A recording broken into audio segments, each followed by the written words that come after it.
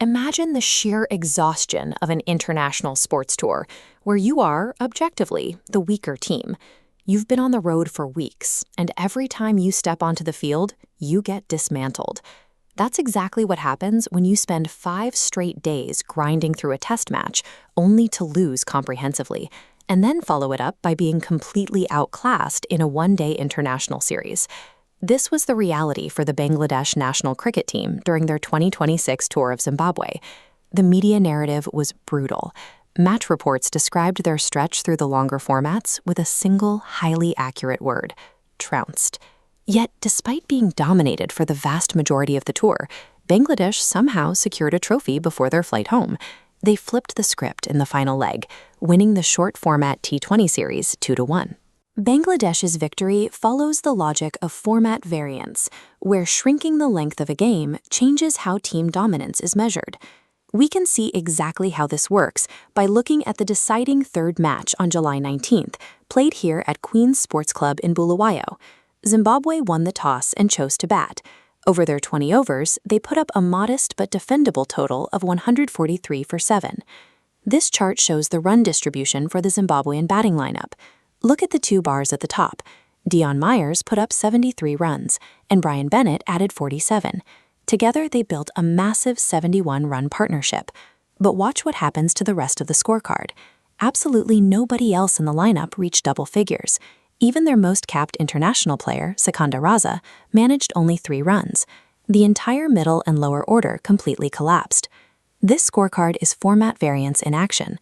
Over a 5-day test match, a 5-man batting collapse guarantees you lose the game. But in a 20-over sprint, a 2-man show is mathematically enough to set a competitive target and stay in the fight. Chasing 144, Bangladesh immediately ran into their own instability. They lost opening batter Mahedi Hasan early for just 4 runs. That brought Tanzid Hasan to the crease. Instead of swinging wildly, Tanzid acted as a structural counterweight. He built a 55-run stand with Parvez Hussein Iman, followed by a 63-run partnership with his captain, patiently anchoring the innings. By the 19th over, the required run rate climbed, and the Bangladesh middle order completely crumbled. They lost 3 wickets for single-digit scores in rapid succession. Going into the final over, they still needed 5 runs. The tension finally broke when Mahedi Hasan flicked a boundary, securing the win with just 2 balls left to spare.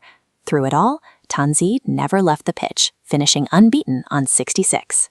Tanzid's knock illustrates the reality of T20 survival. In a crumbling situation, success doesn't require a balanced team. It requires one player to absorb the pressure and outlast the clock. What happened in Bulawayo aligns directly with broader sports data. Shorter formats like T20 cricket don't just tolerate small margins, they actively amplify them.